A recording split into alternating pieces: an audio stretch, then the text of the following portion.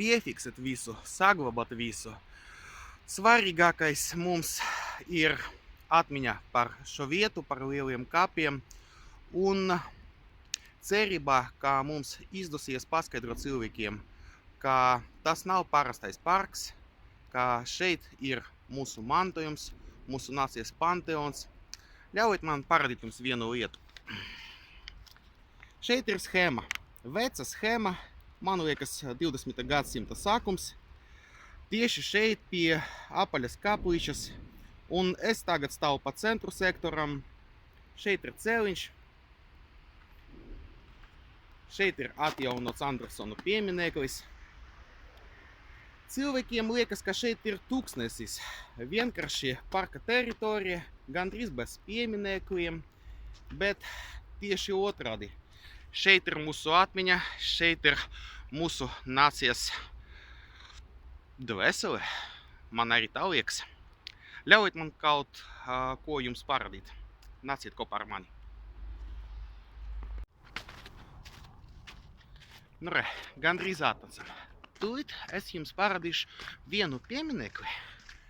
Šeit mums dus Marģera skujnieka dzimta.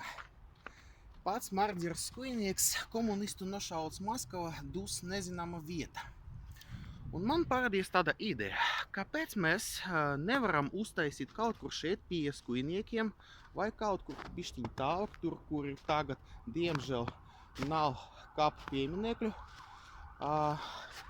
It kā tādu memoriālu, tādu vienotu kapa vietu, varbūt ar kaut kādu skulptūru, piemēram, kā Meirovica meža kapus, ļoti skaista sieviešu skulptūra, alēja pa centru skulptūra, varbūt kaut kādu sienu vēl, kuru mēs varam uzlikt pieminekļus un plāksnes, kuri tagad atrodas noliktavās.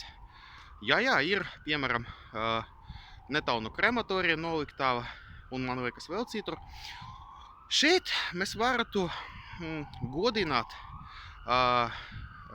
gan tos cilvēkus, kuri dus, piemēram, kaut kur pie Maskavas vai vēl kaut kur citur Sibīrijā.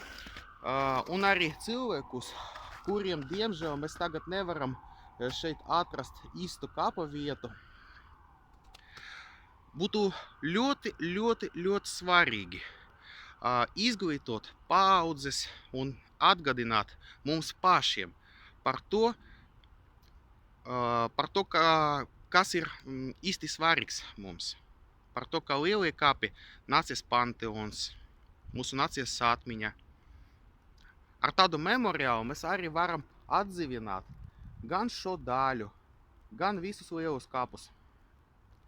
Tiešām, vienota kapa vieta, memoriāls, būtu ļoti forši. Ar jums kopā bija Mihails Parahins un Lielie kapi.